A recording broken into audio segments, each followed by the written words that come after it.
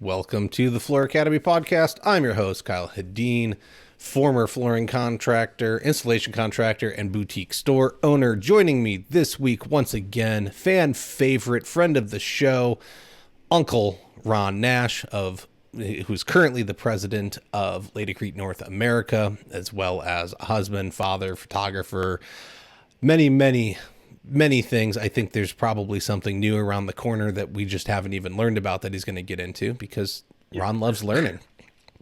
Yeah.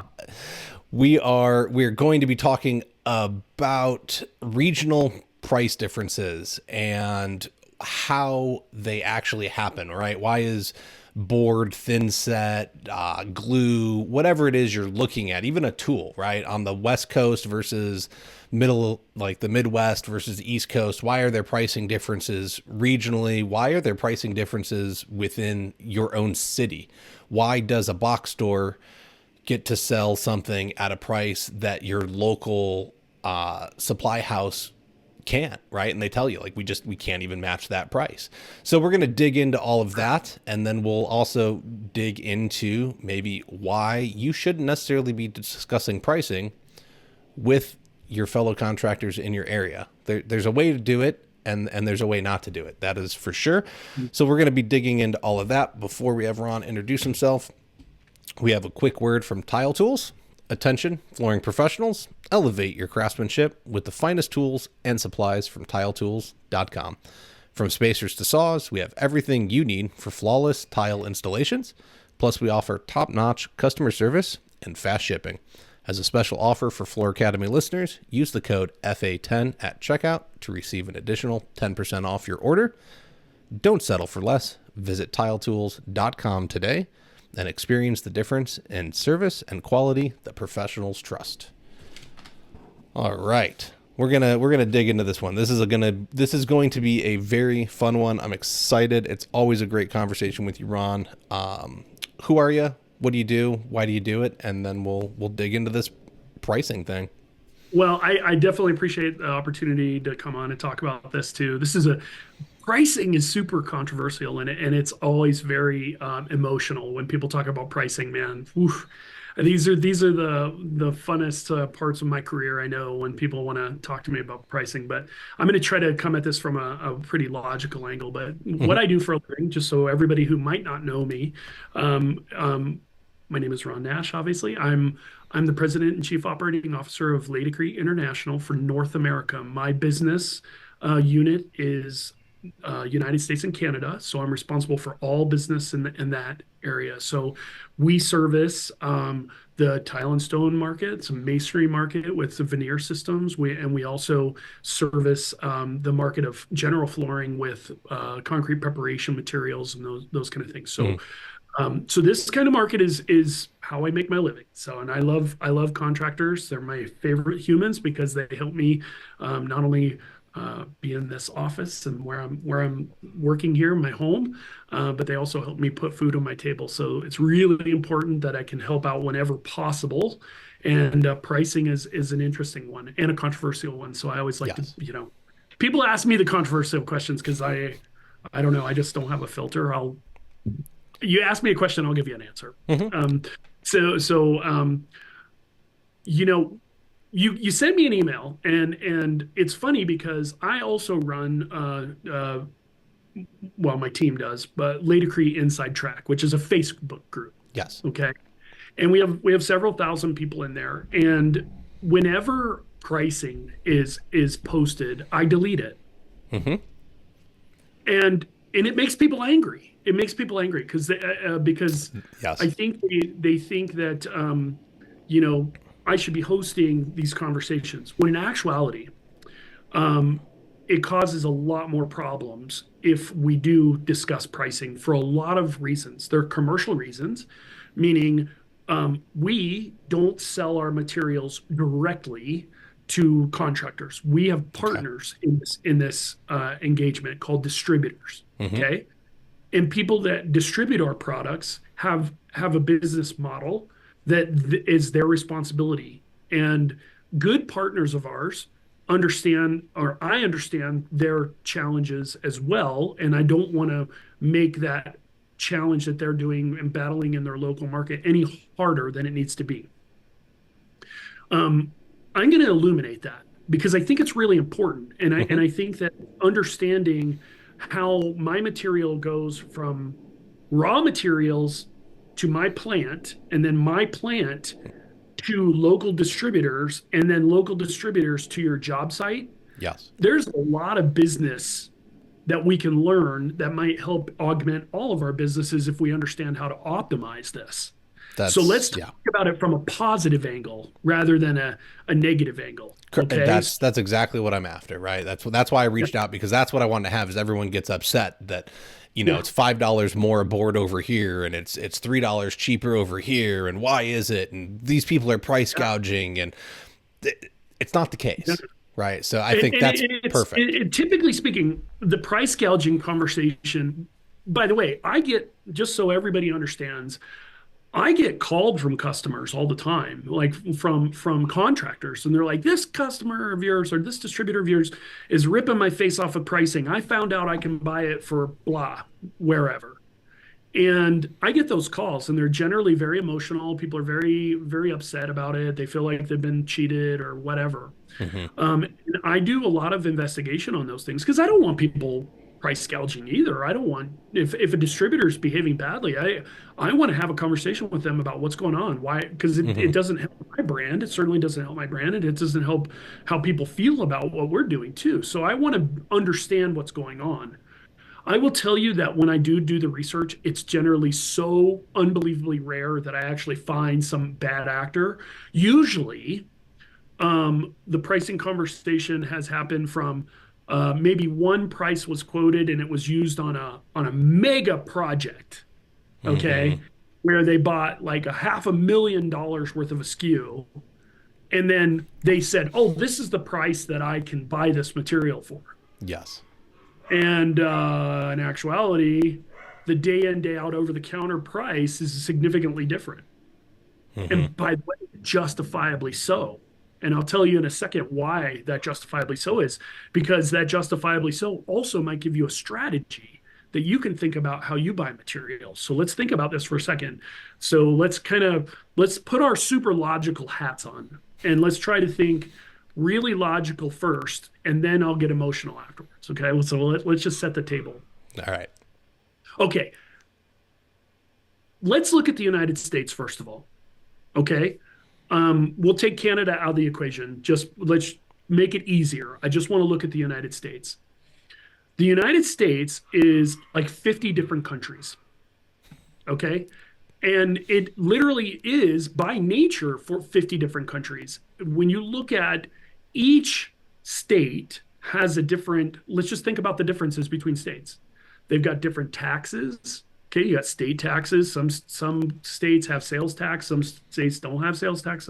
Some states have a higher sales tax for certain materials, and some have none. Some have different environmental regulations and taxes that are associated with different environmental regulations.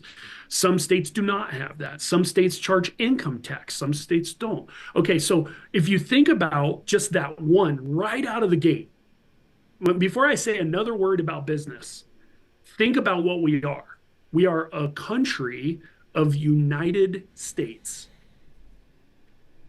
So united countries, if you think about it like that. Hmm. So if you just do nothing else but think about that one thing, you've already started with the first reason that I would give you, which is let's understand that all things are not equal everywhere, right? I mean, I can give you examples of businesses that, I think it's mathematically true that businesses are leaving California right now Hmm. and they're going to other parts of the country. Tesla, let's get outside of our industry. Let's look at other industries. Yeah. Tesla moved from California to Texas. Why? Well, if you listen to the people who at Tesla, they say, well, the operating costs for me to do business in Texas are just favorable, and thereby I can lower my costs. Okay. So not to get political, but it's just that is potentially true. So we have to Hmm. look at those things as potential truths. Okay, well, how does that affect our industry? All right. Well, at the same time, you've got the United States. If you look at our logistics, if you were to take a look at the United States at night from NASA, a NASA satellite, what you'll see is our cities are connected with these highways, but at night you can see how far those cities are away from each other. Mm-hmm. Okay. And I think that that's a really interesting thing because when you look at the cost of getting materials from a manufacturing site, for example, or from a raw material vendor to a manufacturing site, there's the first challenge, which is called logistics, Yeah. right? Logistics, we've all gone to college for logistics over the last 4 years because of the supply chain crisis and all of the, Oh yeah. the shipping issues and the costs going out of control and all of the trucking issues that have been out there. That's been in the modern language, right? Well, we Mm-hmm. know that shipping is very expensive. Now, if you think about that same United States map at night, you could see that shipping something. Okay, so I'll give you where my plants are located. Okay. I have a plant Perfect. in Connecticut. Okay, I have a plant in North Carolina. I have a plant in Florida. I have a plant in Dallas, Texas. I have a plant in Corona, California. I have a plant in Oregon, Lebanon, Oregon, and I've got another one in Pottstown, Pennsylvania, in Indianapolis. Okay, we have plants that are located within 500 miles of every major metropolitan area. Okay, why? Well, because our material is a technical commodity. We don't sell silicone wafers, right? We're not Mm-hmm. selling we're not selling pharmaceuticals with profit margins of 100, 200%. We don't have that. We are shipping heavy industrial technical commodities, which are raw materials. My raw materials are not very sexy. They're sand suppliers and cement suppliers and polymer suppliers so my raw materials are pretty Yeah. far out on the chain of raw materials, right? We're buying raws, aluminum, steel. These are pretty base raws, okay? My first challenge is getting my costs from a raw material vendor to the plants. And I need to get the raw materials as close physically to the plants as humanly possible. Okay. So I have to hit my quality standards.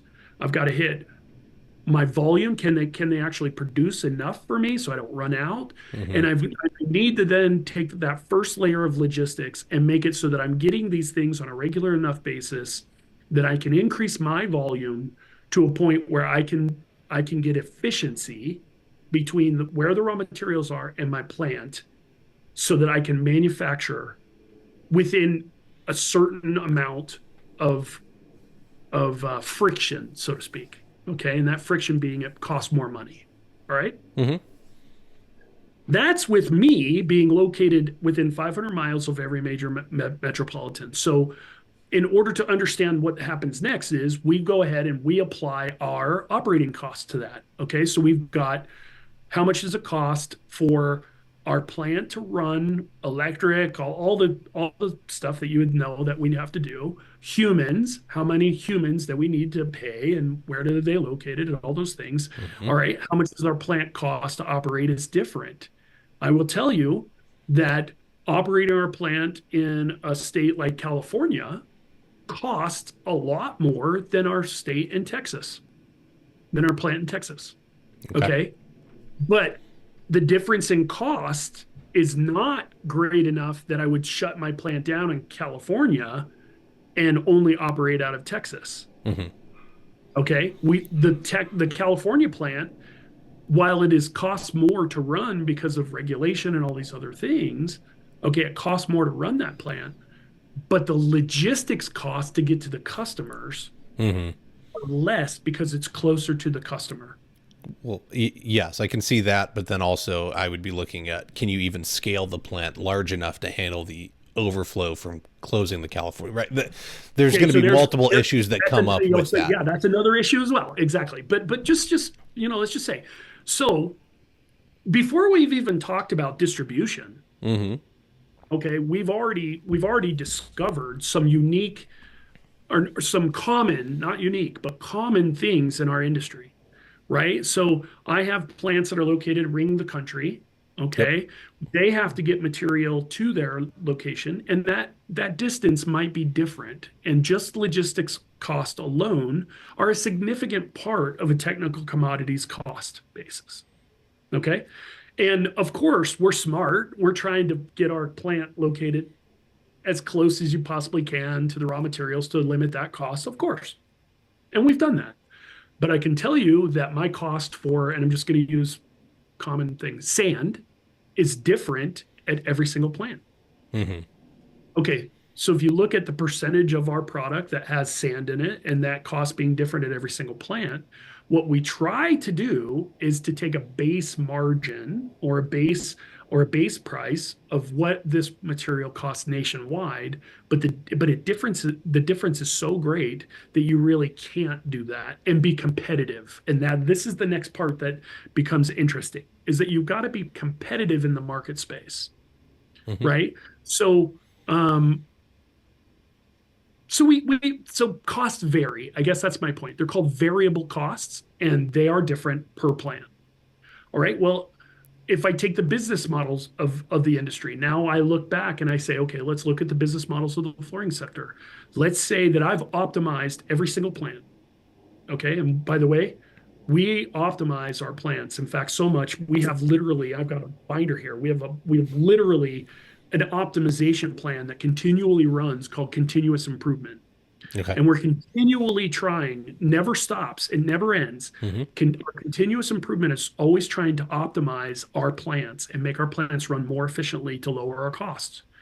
We try to lower our costs so that we can be more competitive in the market and take market share. Simple as that. I mean, Yep. this Yeah. isn't, nobody should be shocked right now. This is common. All right. So now, varying production costs. Okay. I would love to tell you that all my humans make the same amount of money at every single plant, but they don't, right? And Yep. the reason why they don't is, let's take, for example, the cost of living in Indiana for if you happen to work in Indiana for me is less money than it costs to live in California, Southern California. I Hmm. mean, we could all agree with that, right? I mean, the cost, if you look at a home and you're going to buy a home in Southern California, it's going to be more expensive than what you would buy in Indianapolis. Can we agree on that?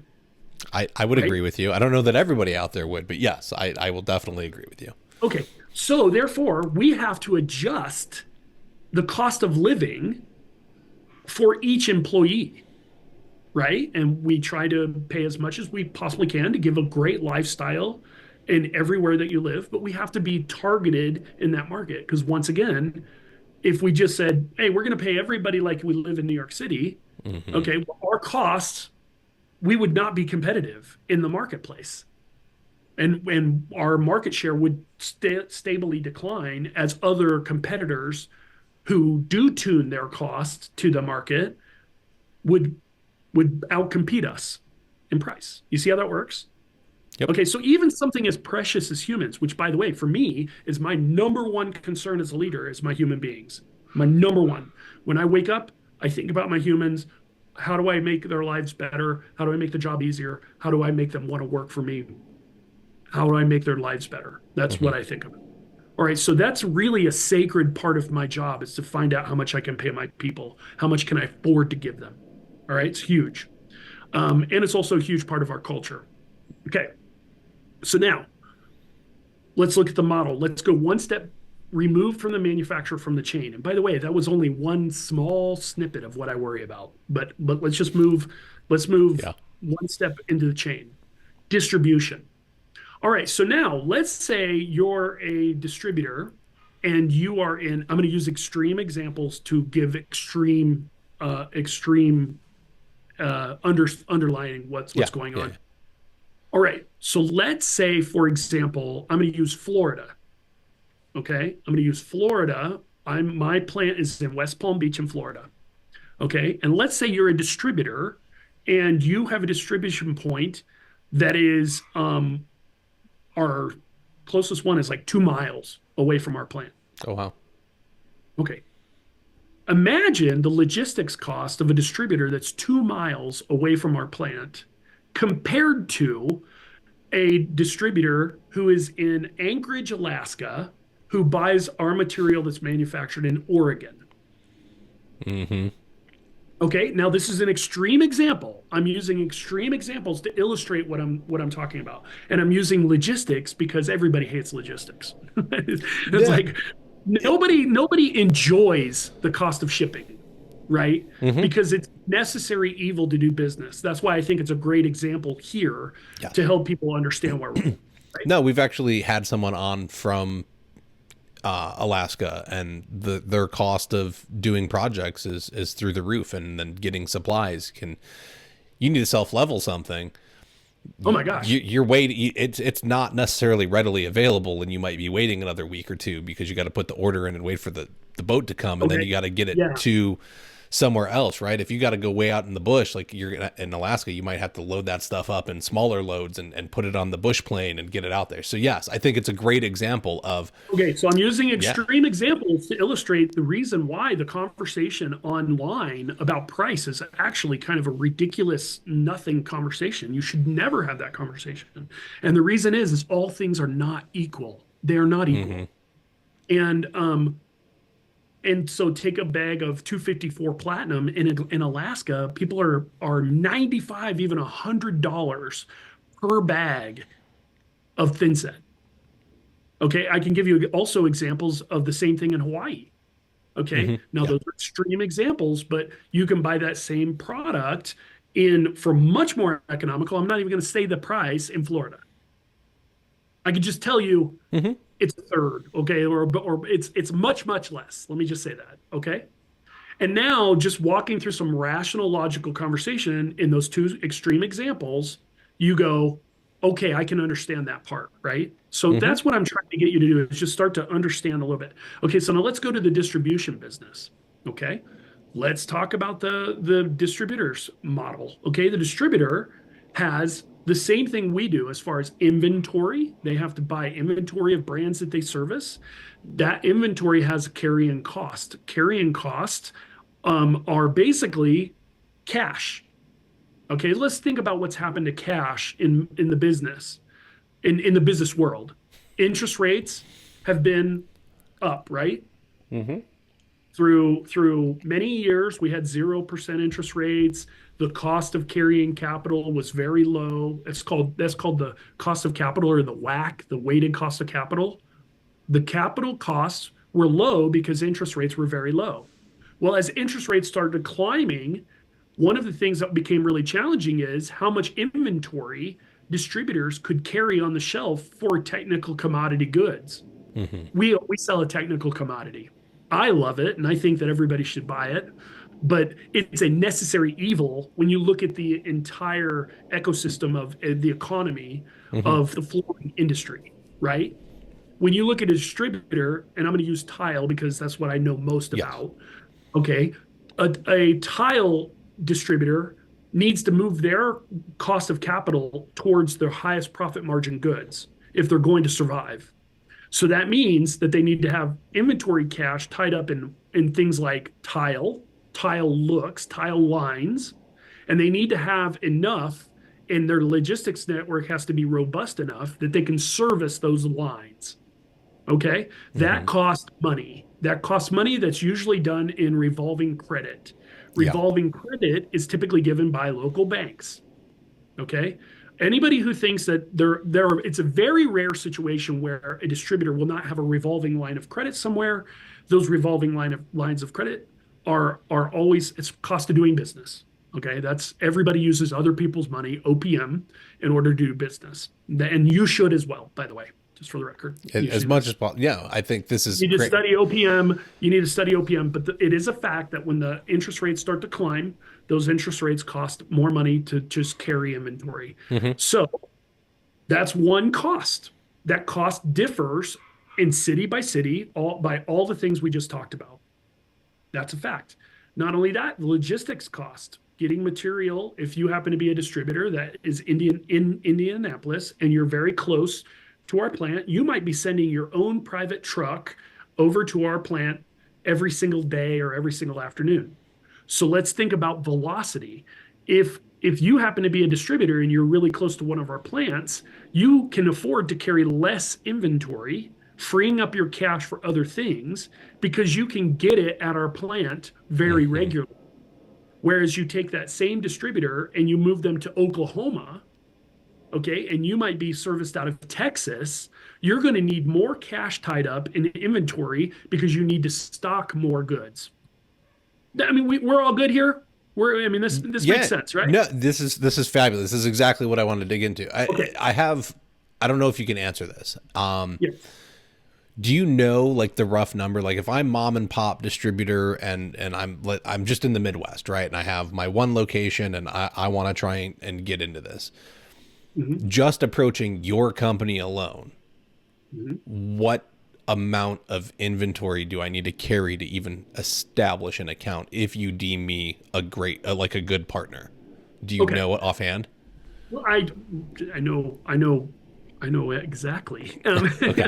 I know exactly what city. No, I do. I know quite a bit.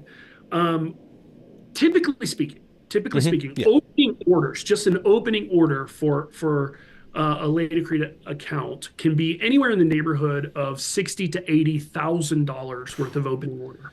Okay. And then I'm going to have that on like probably like a net 30. So I got to pay you in 30 days. And Okay, so then this is that's your this is company. really I think And and now this, hopefully distributors. I'm going to battle for distributors right now. You ready for this? Distributors don't get terms like you would think they get. All right, my distributors on average pay us in less than 30 days. I hope so. I hope I for want you them to then. think. Okay, but think about this. Do you know that contractors typically pay in much larger than 30 days, much longer than 30 Hmm. days? Okay. So if you think about 30 days that I got to pay my vendor, and then I've got to hold that bill that I sold Kyle. I sold you $10,000 worth of goods and you don't pay me for 90 days. You see what we've done here? Now you've got Hmm. 60 days of what's called carrying cost. Yeah. Those carrying costs also deplete your cash. And what did we just talk about cash? That increases your revolver. It increases how much you've got to get from the bank. The banks don't do this for free, and then that eats into your profit margin. See Yep. how that works? Okay. Well, yeah. This is something that when you get calls from distributors is like, hey man, I need you to pay your bill. Well, it's not that they're jerks. It's just they've Hmm. got an economy that they're trying to service as well. And it has nothing to do with them making more money. It's actually a stop loss measure. What they're trying to do is stop hemorrhaging cash so that they can use that cash in other ways that will help them invest in their business and grow their business. This is where selling to contractors is a like people always say, Ron, why don't you sell direct to contractors? Because I have zero interest in selling direct to contractors. Uh-huh. I can't Because blame you. here's I have optimized my business model to sell to distributors. Okay. I am optimizing that business model, which is significantly different than a distribution business model, which has a different cash flows, has different inventory requirements. That last mile, getting materials that last mile is very expensive. It's the most expensive mile in business, the most expensive. Think about it. My truck leaves my plant full, 40,000 pounds minimum. Yeah. It goes to a distributor. The distributor unloads that truck. Then they take smaller LTL, less than full truckloads, and they ship it to job sites. And sometimes that job site requires a lift gate, all these additional things that add costs. That's what the distributor gets paid for. Not to mention, distributors also have selling parts of their business to sell the materials that they've got in distribution. That's an expense, a very expensive expense. Marketing, sales, all of the things that they do in order to be a great Hmm. distributor. Architectural representation, all of these things. Okay, so I respect deeply the job that a distributor does because it is a challenging job. They're getting squeezed. They're getting squeezed by the banks. They're getting squeezed because the weighted cost of Hmm. capital is up. They're getting challenged with logistics costs. They're getting challenged with the increased cost of rents. Think about think about in this while I'm riffing on this whole topic. I did a little bit of homework for this. Let me go to my notes here. I got a little bit of notes that I've done. Okay, Okay. LA. Okay, statewide warehouse space, LA ranges, and this is just $18 to $23 and $25 per square foot of warehouse space. So if you think about 128,000 square foot warehouse, which is quite big, it'd be almost $1 million a month. It's a lot of product to move. Okay, so now I want you to think about the square footage. Okay, now they're not all 100,000 square feet. No. Okay, but the point is, just think that one thing. That's almost $1 million a month in just getting warehouse space, right? Mm-hmm. All right, New York, $19 to $27. Oklahoma, okay. And by the way, don't quote me on this because I'm not a real estate guy, but I just looked up some numbers, okay? Mm-hmm. Just want you to know the range. $8.50.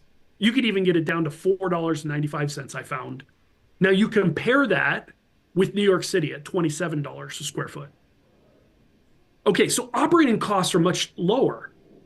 Okay, but there might be something that offsets that penalty, right? Which is logistics costs. So logistics costs in New York, well, it's going to be very high. New York City is a bad example. It's a terrible.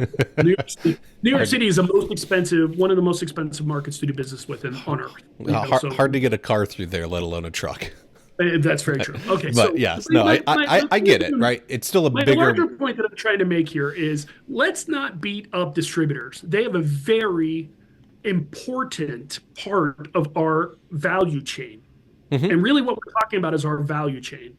When it comes to getting that last mile of material, locally available material, distributors are absolutely key to getting material to the job site. We have to agree on that. And those people who don't understand that are ones who typically are like, well, I buy a lot and I think I should just buy direct.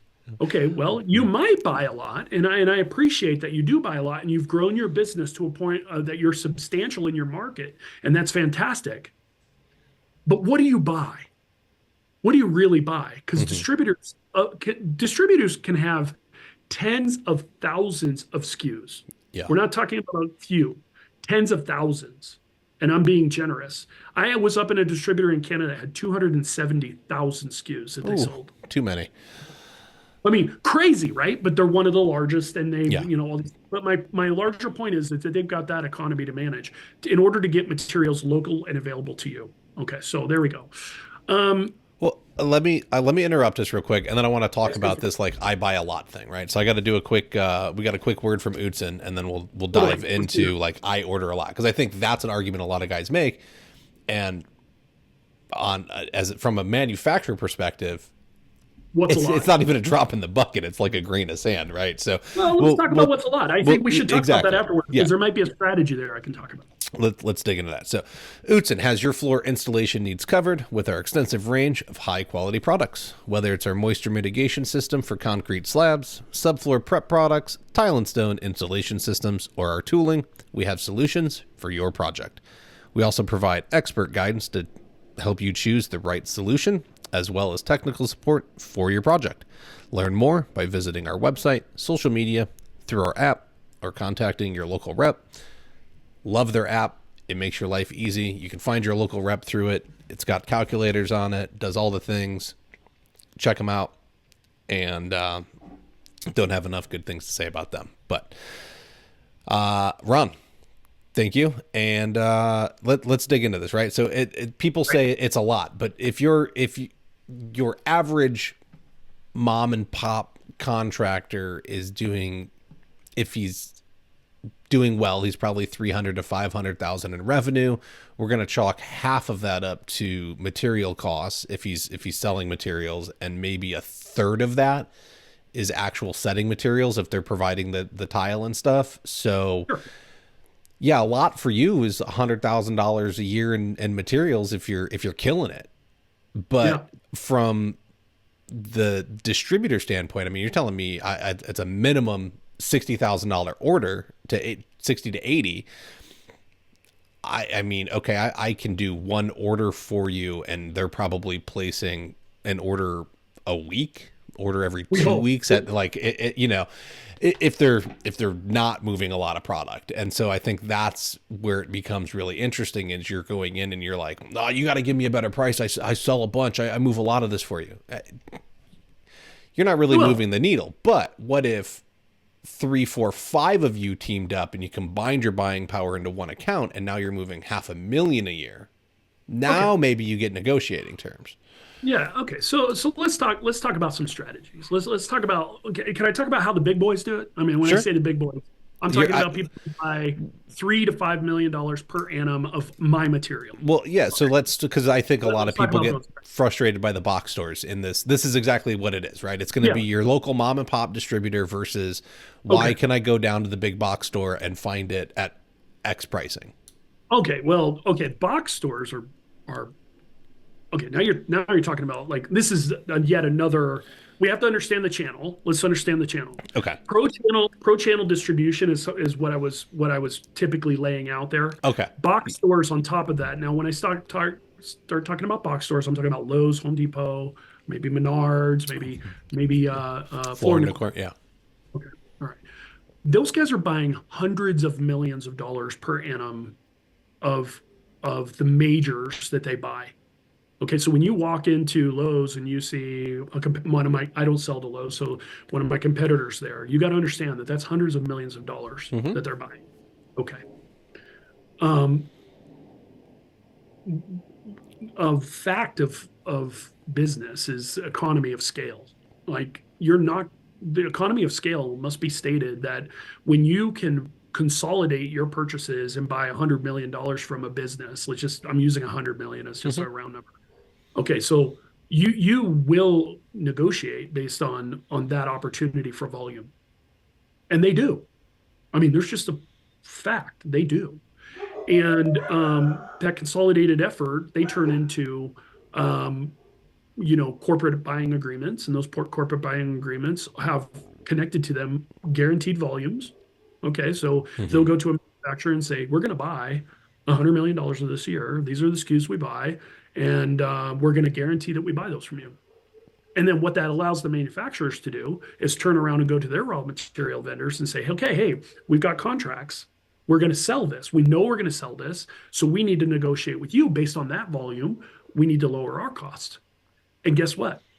We also lower our cost for the pro channel or control our Mm-hmm. cost in the channel and in the retail channel based on that volume. Because we, as manufacturers, are taking that volume that we're getting from retail and also from the pro channel, and we're combining that volume to go to our raw material vendors. Yeah. Now, here's the thing you need to understand about our industry, and we spoke about it before we started this. We're small. Okay, when you look at sand, for example, Laticrete buys a lot of sand. We buy a ton of sand, like literally metric tons a day. Mm-hmm. But in the sand world, we're tiny. You know, the fracking industry, the oil and gas industry buys more sand than all of us combined, all of my competitors, all of us combined. Jeez. I mean, just like orders of magnitude more. Okay, so what we try to do is we're trying to use our customer base in order to negotiate well so that we can keep our cost under control, right? So that's Mm-hmm. part of our job. The retailers do exactly the same thing. They're just using buying power. Now, it is it's challenging. It's sticky wicket. I call it a sticky wicket, meaning it's sticky. It's not perfectly pure here because yes, you have pricing that winds up. Then they go and they say, well, I can buy at this particular margin, and Lowe's or Home Depot would say, okay, a bag of I'm going to use Home Depot because I don't sell to those guys Yeah. either. They would sell a bag of thin set at $12. Mm-hmm. $15, whatever. Okay, so they say it's going to be $15. And then what they're able to do is take their buying power and then they do a blended margin for the entire corporation. And what they do is they say, well, I make this much money on wood, plumbing fixtures, on general concrete, on concrete repair mortars, on the bug traps and the paint and all these things, and they blend it all together, and then they report profit margins to Wall Street, and that's how they set their pricing. Now I'm going to go, that's a super elementary version of what they actually do, but I'm just giving you the story Yeah. quickly. All right, well, then that means that they have incredible buying power. And that incredible buying power is what you're seeing that is sometimes a thorn in the side of the smaller distributor or mom and pop Mm-hmm. dealer in the market. Now, I will tell you right now that if I were a dealer, I would try to find a location that put me in the parking lot of Home Depot. I that's Lowe's exists because they were like Home Depot parking lots are full and people leave because of it, so they just set up shop across the street so you can go get this stuff. That It's was the not business just that. model. It's not just that. Your stock and trade is not material. Your stock and trade is your professionalism, period. Mm-hmm. And I can tell you right now that I could take a small team, I could open up a store literally in a parking lot of one of these retailers, and I would Oh, then carve a huge part of the market, and oh, I for would sure. I would kick their ass. In fact, I would proudly be more expensive. Mm-hmm.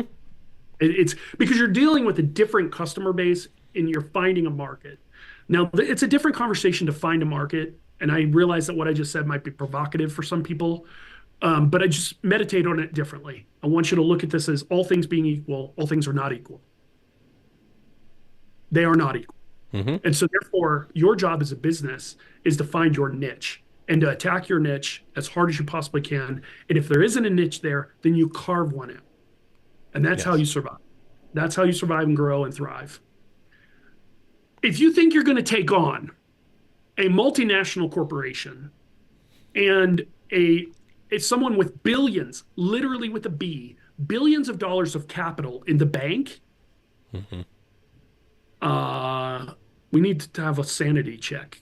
You need to learn how to do Aikido, not not kung fu. Okay. Yeah. You need to learn your spot and work with the energy and not necessarily go attack it head on. That's my business advice, but that's beside the point. All right, so let's talk about what I would do in buying power. Okay. Okay. Um, Look, if you're a contractor and you're pulling resources together in a cooperative, and that's what that's called, is Mm-hmm. cooperative. Um, yeah, I don't have a problem. I don't have a problem with that. I think that could be one way that you might be able to increase your buying power. The question starts to become then, how do you keep your pricing aligned and separate as separate entities? Okay, because I'm not going to get into the big cities where we talk about non-union and union and Mm-hmm. bacon wages and all this all nonsense that I could go into. It's very, very complicated and deep. But I will tell you that there are trade rules that you have to be very careful of. All right. And price fixing is a real thing. And Yeah. I would certainly, that's yet another reason why I don't engage in conversations about specific pricing. I'm not going to say a bag of Multimax Light cost X and it should cost this much in your market. And let's all agree that we're going to, and that's what price fixing is. Let's Yeah. get competitors together and we're going to go to lunch and we're going to agree on what to charge all the people in our market, Mm-hmm. because we're going to fix the pricing in our market so that we can all make an acceptable margin. That's No, illegal. It's illegal. Don't engage in it and stay away from those conversations because if you do get busted doing it, some states are really punitive, and I would not be doing that. I would well, be. if you want good examples of it, you can probably go find old New York Times articles about mob I don't need New bosses York Times articles. I can name names.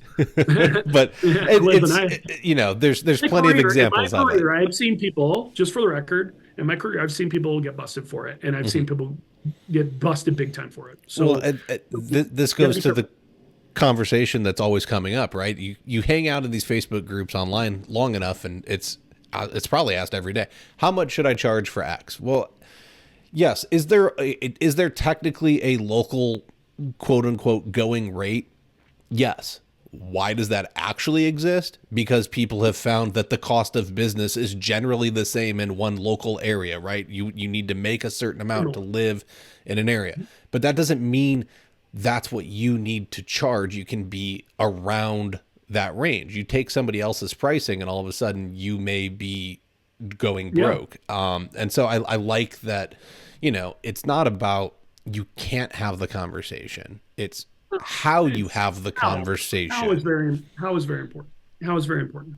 But let's let's continue to talk about strategy here. Okay, Hmm. so let's take my own concerns, right? I've got raw materials and components that are a hard cost. Okay, I've got labor costs, they're a hard cost. I've got manufacturing overhead, how much it costs to run my plants, that's a hard cost. I've got packaging costs, I've got warehouse and storage costs, I've got Hmm. logistics and transportation costs, I've got quality control and testing costs, I've got research and development costs, I've got regulatory costs and compliance costs, I've got taxes and duties, insurance, sales distribution costs, marketing, advertising. I've got where I'm at, finance costs, how much it costs for money. I've got customer service support costs, and then finally, I get down to the most important part. Okay, how much am I going to mark up, and I'm going to accept as profit for the business that allows, and this is the important part, that if I don't make profit, then it will not allow me to invest in my business and grow the business. And it will not allow me to improve additional products in the future. It will not allow me to take on new projects. I Hmm. must have profit to live. Profit's not a bad thing. No. I realize that all these communists out there want to talk about, profit's a bad thing. Profit is the thing that allows a business to exist. And without said profit, you can't do any of the other crap that's important, which is growing your business, serving more people, and growing as a company and staying alive as a company. Okay, so these are just mine. Okay, so I can take that same list and I can apply it towards your business, Kyle. Yes. You have a version of everything that I just said. And your version of everything I just said is significantly different, but it's similar. It's the same. Hmm. Okay, well, when you start talking about what do I charge in a market, well, okay, I'll give you an example. Let's say Nash Tile comes into your market and you and I sit down and we have lunch and I have an angle. I have an angle. I have cut 50% of my warehousing cost out. You don't have that advantage. Okay. Hmm. I now have a commercial advantage against you in the market. So therefore, I'm more competitive than you because I have figured out how to have more efficiency in one of my cost centers. Hmm. This is why when someone says, how much do you need to charge? I need to ask questions based around every single thing I just listed. Well, how much does it cost to actually produce the material and deliver it to the customer? Because my costs are different than your costs. By Hmm. the way, I might have loans at the bank that I have negotiated much more favorable cost of capital than you have. Therefore, that goes into my competitive advantage over you. And that's how I come in and I kick your butt. Okay, and guess what you as a business owner need to be doing? Not see this is the mind mess that I'm going to do to everybody. You are not running a flooring business. No. This is the problem. People think, "Oh, I'm running a flooring business." A flooring is a byproduct of being a good business person. And it just so happens that you're taking your business skill and you're applying it towards the market of flooring. By the way, I'm no different. I am just taking my business skill and our company business skill and I'm applying it towards material manufacturing. Hmm. Our similarities, we are much more similar than we are different when When it you comes to topical. well, when you put it on Don't paper pay for and marketing. and its numbers, yes, it's all very similar. Yeah, if you don't pay for marketing, you don't get any opportunity to sell your goods. If you don't pay for sales, you don't get any opportunity to land that material. Nothing gets made until something gets sold. Hmm. Simple as that, right? And that's why all things are not equal. And that's just a truth. How much can they be off? How much can they vary? 20, 30%, easy. Easy. Hmm. When you really look at the whole list. All right. So you're up against a bigger competitor than you. Would you imagine that their overhead costs are probably higher than yours? Guess what? They probably are. Because as a business scales, it also gains more overhead. And that overhead is a cost center. So Hmm. if they have 100 employees and you have five, you may have a competitive advantage on certain parts of the market. Now, if they're good business people, they may have also compounded their size in order to buy materials better than you, but you might have an offsetting penalty in other areas. And this is how you compete against Goliath, is that you start looking at Goliath and you say, all right, they're clearly going to have advantages over me, but let's try to figure out my strategic advantage over them and then capitalize on that advantage. Hmm. And that advantage might be, well, I'm more expensive, but I'm faster because I can make decisions faster. Or I am not as my backlog is not as challenging as their backlog. So therefore, I can charge more. I can get into a premium market quicker than Yeah. they can. Or they service an end of the market that I don't service. They're built for commodity. I'm building my business towards luxury. Yeah. Two different two different businesses because you've got two different value chains. You've got two different value propositions for the end customer. And so Hmm. that's the deal. So there I, you go. well, and I I think something good to bring up along those lines is you need to look at where you're going.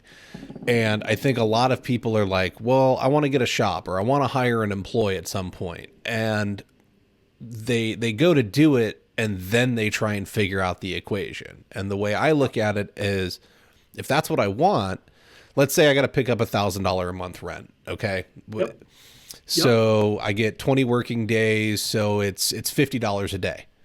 I'm going yep. to start charging $50 a day more now and find a way to sell at that so that Okay. I already have the money for the shop, right? And then we can include tax. We're going to leave off taxes and all the other parts of the equation, but roughly, right? Yeah. I just need to find a way to sell myself at $50 more a day now, and then I can go get the shop, not lose more profit now to go get it and then figure out how to raise my prices later. Let me, Because guess what? You likely will never get it back. And yeah. so this is there's a slang for this. You got to know your nut. Like a squirrel goes and gets a nut. Hmm. You got to know how much your nut is. You've got to know what your overall cost structure is so that you can start applying profit margin. And then that profit margin is simply this. It's the markup that you're adding in order to achieve your profit goals. And this what I mean by profit goals are what is allowing you to invest in your business, okay, for profitable growth, product improvement, meaning what are you going to spend in order to train your people, improve your quality, improve your product, get into maybe new markets, and then take on new projects. And those new Hmm. projects might be something as simple as adding a fleet of trucks or adding a new marketing angle but you need to have profit in order to do that. Hmm. And I find that people are far too um, grossly overgeneralized when you really talk about what is in your costs, and they haven't Oh, done easy. that deep meditation. And when I say that deep meditation, I mean they always leave out profit margin, or they only calculate what they think their profit margin is and they lose the rest of their Hmm. value equation, and they haven't thought about financing costs, they haven't thought about overhead costs that are necessary, like how much does it cost me every month for my truck cost and my vehicle expenses and Yeah. gas and all this other stuff, and then they wind up being anemic in profit because they've miscalculated their actual costs. Well, I think And this is yeah, where a big difference in the pricing comes from is that there's a lot of with contractors, yep. there's many of them, if not most of them, that are practicing a hobby as opposed to owning a business. God, And I wish that wasn't true, but it is true, unfortunately. I wish it wasn't true. and that's where I mean that's why this show is here, right? Is like let's actually look at this, right? How do we get better? How do we truly try and own an asset as opposed to Totally. selling a skill over and over again to go make money? Because as someone that does a hobby, that's what you're doing. Is I can go do this thing better than most, Yeah. and somebody put some amount of value on it. Whereas when I'm running a business, I found a way to go solve a problem repeatedly for profit so that I can Yeah. continue to grow.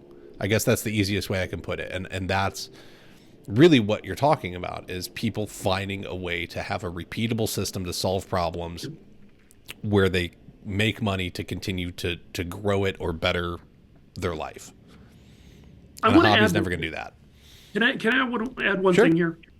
Um, I think that people need to think about their value chain, And I think that businesses will be really good by building partnerships. And what I mean by partnerships is all the way back to the manufacturers that you buy, Mm-hmm. knowing the people that you do business with. I I always say that sales reps, for example, get a bad rap because there's a lot of shitty sales reps out there. I'm going to be honest with you. There Mm-hmm. are. The good ones are important to people's businesses.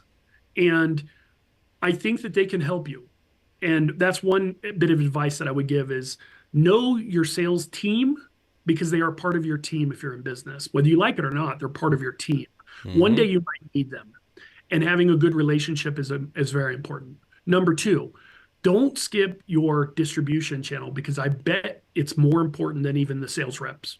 You need to know your distributors, have a good relationship with them, know who your vendors are, have a good relationship with them, and then ask them, hey, if I were to give you, if I were to use my capital differently with you, would that help control my costs?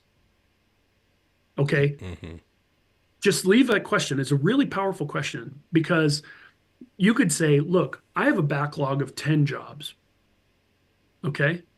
I have access to enough money that in my cash flows that I might be able to order all those 10 jobs in one order.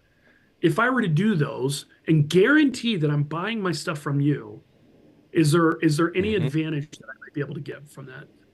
Just that one conversation, because what you're doing is you're allowing them to turn around and say, well, look at my cash flows. If I can get, if I can move material quicker, or if I can use this guy, he's going to give me Yeah. consistent repeated orders. I can then use them to gain more velocity on the shelf for me because distribution is all about velocity. What I mean by velocity is turns of material on their shelves that help them net certain profit category, increase their velocity, increases their profit margin. And Mm-hmm. what you're really doing is you're saying, how can I help you with your velocity? And those are good partners. And they might be able to say, hey, I can help you out with terms on that material. I can help you out, meaning terms, payment terms. I can help you out with price on those materials. Or they might have special marketing opportunities too. Laticrete has a program called the MVP program. All right. Well, if you go to your distributor and say, I want to learn about the MVP program, they might say to you, yeah, these are for people who we have customer loyalty things that they do. They have specials that come out quite often that help lower your costs. You get access to new materials before Mm-hmm. other people. There are some other benefits. This is my point. For nothing, it costs you zero money to have a good conversation about your business with your supply chain. Yeah. And in worst case scenario, they say nothing. But in the best case scenario, you start making 2 points here, 1 point there, 3 points here, Mm-hmm. 4 points here, 1 point on this. And then at the end of the year, that all adds up to significant amount of money. And stop playing the jealousy game. And that's really what it is. It winds up being a jealousy game. People come in and they say, "Oh, well, so and so bought this at such and such price." Well, you have no idea whether they had that conversation that I just talked about Yeah. with their supply chain, okay, and they had that conversation, and now they're using that as an advantage against you in the marketplace. And the reason why people do this is because they're too busy working inside their business and they're not working on their business. And that's, I know, something that you've said Yeah. over the years a million times because I've listened to you and I know that you've said that to many people. But it is a fact in business that as a Mm-hmm. leader of a business, my job is to work on the business as Yeah. much as I work in the business. Well, and I think flooring has one of the best examples of being caught up and working on your business because we're constantly stuck with that 12 to 18-inch view. If you're setting tile, if you're installing vinyl plank, if you're putting down carpet, you are on your knees. You are inches from your work. Yep. And you can't work on your business until you step back. Every once in a while, whether you're doing a shower or floor, you have to get up, you step back to the doorway, you look at the room as a whole. When are you doing Yep. that for your business? Right? When do you step back and say, okay, just let's stop and look at the big picture here to figure out where we're going and how we're doing it? And not enough people are doing it. They're too caught up in, I have to get this thing done. The client needs this thing. I got to be on the floor. I got to make it happen. Yeah. find an hour, 15 minutes a day, Okay. an I hour a have a week, whatever rule. you can do. Okay. I have a rule that I never give advice without giving some sort of a path. Okay. Every contractor I know has earbuds in or they're listening to something. All right. As you're working, I want you to start listening to the book, Personal MBA, by, oh boy, it's by Kaufman. I want to say, I'm going to It's Google a this real it's a quick. good book. He did a lot of studying to get that. Yes. He's got a there's even I believe if you go to his site too, there's a recommendation of like 100 business books, and they're all good. The Personal MBA by Josh Koshman. There it is. Okay. There you go. I should get commission. I tell everybody to buy this book. All right. Listen to that book, audiobook. Listen to it as you're working, as you're driving. Listen to it. Okay. I've been blessed by people who have invested in me. I've got a lot of business education from major universities, and I'm so thankful for the opportunity that I've had in my life to get that education. And it has helped me compound my life. I have read this book many times, and I will tell you that it does a great job of condensing a lot of the things that I paid a lot of freaking money for. Okay. And you can get the same quality of information right there. So there's the first thing. If you don't do anything else, listen to that. Everybody likes E-Myth as well. I think it's a little bad. Okay, whatever. It's not bad. I'm anything. I think the larger thing I want to say here is don't stop learning. Yes. Don't stop learning. I am continually in my life trying new things, learning new things every single day. I'm trying to journal and meditate and do all these things to keep my mind sharp. In business, you must continue to learn. Must, must, must, must. Okay, there's one thing. Personal MBA, huge. And then the next thing I would tell people is you've got to start at some point when you finish a job, you've got to do cost reviews. I cannot tell you how many contractors I've talked to that do no cost reviews. They're just on to the next thing. They do this job. They don't really know whether they made money or there's still money in the bank, so we're good. And then they go on to the next, and they go on to the next, and they go on to the next.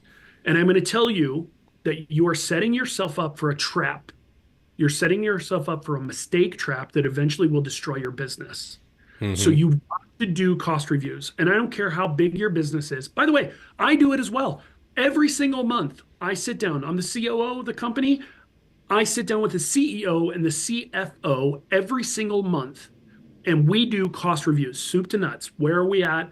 What are our KPIs? Where are we doing well? Where are we not doing well? Where do we need to improve? What are we learning? This is the important part. What Yes. are we learning about what we're doing? Okay. And that's the important thing. So if you were to just do those two things, listen to what we said here, do those two things, and talk to me in a year. And I promise you, if you've done those two things, you are going to say, man, what I've started to learn from cross reviews is I was not charging enough for prep. Okay. I was losing my ass. And I had to figure out a way that I could charge for prep. Okay. Or I wasn't charging for logistics that I should have been. Or I was making mistakes. And those mistakes, I hadn't charged enough for the error that I have in my business. By the way, contractors always make errors. Always. There's no perfect job. So there's always going to be an error and scrap factor. You need to understand your error and scrap factor, and you need to put that into your bidding equation. If you're not putting it into your bidding equation, you're screwed. And by the way, here's the last thing I would say. Start worrying about your customers as much as you worry about your competition. And the shit will work itself out. Okay. Stop worrying about the competition. It doesn't just go do you. There's I gotta enough tell work. you right now. I gotta tell you right now. Do you realize how much I love my competitors? I love them. Actually, many of them are my very close and very good friends. And the great thing about them is they're doing the job right, and they force me to do the job better. So I want every time I get my ass kicked, and by the way, I do all the time. Okay, I am able to come back and say, wow, they did a great job at that. I need to do better. And that's where I think I need to do better. And I get with my team and I'm like, guys, we can do better. We can do Hmm. better. Hmm. Let's figure out a way. We got our butt kicked on this situation. Let's figure this out. And it helps me move forward. And if we switched our mentality in contracting, and by the way, I'm not coming to you from a executive office. Okay, I'm a recovering contractor myself. My father was a contractor. His father was a contractor. I was a general contractor before I came to Laticrete. All right. So I know what I'm talking about. I've done the bids. I've understand how this business works. Hmm. And I can tell you that a little bit of professionalism in this particular conversation and the cost situation that started this whole conversation is a byproduct. It's a byproduct of running a good business. That's, Yeah. that's that. Kyle, I want to say, I, hey, look, Thank you. this is a fun conversation. I thank you for challenging me to have it. Okay, and I hope that I haven't pissed anyone off by basically keeping it Uh, very topical. I hope you have. I hope you have pissed them off because usually, well, look, when you get somebody upset, generally there will be an action that follows, and hopefully everyone goes and says, "Oh, I'm the problem," and we go take the right action. Again, that's why this show is here. Is Yeah, we got to get yeah. mad at ourselves and go make the right actions. I find people with a high level of personal accountability are really successful. I can tell you that right now. The people that I find that are super successful, the Hmm. ones that own the planes, the ones that that live the life that I aspire to, those people are really highly personable, personally accountable. Yeah. They look for reasons to blame themselves first. What am I not doing right here? What didn't I see right here? What should I be doing better here? Because I got my butt kicked and now I don't want to have that taste again. I can tell you I've met a lot of very, very, very, very successful people. I've even met some famously successful people, Hmm. and that is a universal truth. They're very personally accountable. And I try to mimic that in my own life. Yeah. I really do. If So, if you need help with that, go get Extreme Ownership by Jocko Willink, and Jocko did it right. go He did it right go get that and listen to that, and you'll get your butt kicked and start saying, "Oh, I'm the in a problem." good way. Yes. Oh no, it's great. I want to thank you for coming back on. Always a pleasure talking with you. If you need some tools, folks, the website is broken, and I'm going to be honest, I'm not going to fix it. So you can email me, flooracademypodcast@gmail.com. I have a job costing spreadsheet and I have a day rate calculator. It's going to Awesome. help you figure out all the expenses Ron was talking about. You can go do the time studies and know how long prep work takes you and how long a 3x5 shower takes you and how long, if you start looking at what individual tasks take you in a day, because I know that we all look at it, and I'm sure Ron, when he was doing general contracting, did the same thing, and he would say, "Oh, the painter can have it done in 2 days." And the That painter was said three my days. whole thing is 3 weeks. I can do everything in 3 weeks. You're right. We all, but I know that as a tile guy, a floor guy, you're going in, you're saying, "Oh, it's going to be 15 minutes."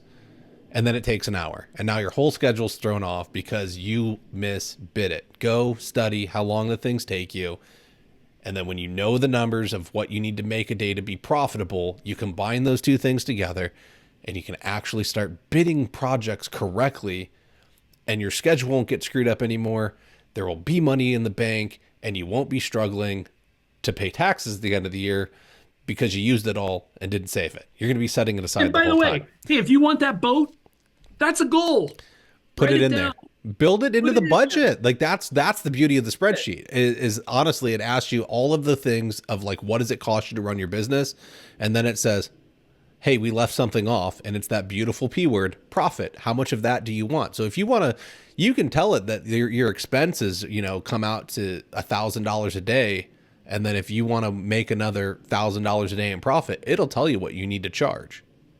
I love it. Right. And so it's up to you to learn how to sell at that level. And that's the Dude, next email it challenge. to me. I want to look at that. Okay. Email it to me if you don't mind. I want to look at Yeah. it myself. I love it, and I think it's awesome that you're not just providing advice, but you're providing a vehicle that people can start logically looking at this. This is great. Thank you. I love what you're doing, Kyle. Got Love to it. have the tool. So you can't do it without it. So again, thank you. Always a pleasure. We got a quick word here from Tice. So listeners, it's nearing that time again. Time to remind you that the International Surface event is returning to Las Vegas, January 28th through 30th, 2025. So mark your calendars now. Whether you're an installer, retailer, distributor, or serve in another capacity within our industry, attending Tice is a solid resource to expand your knowledge and networking base.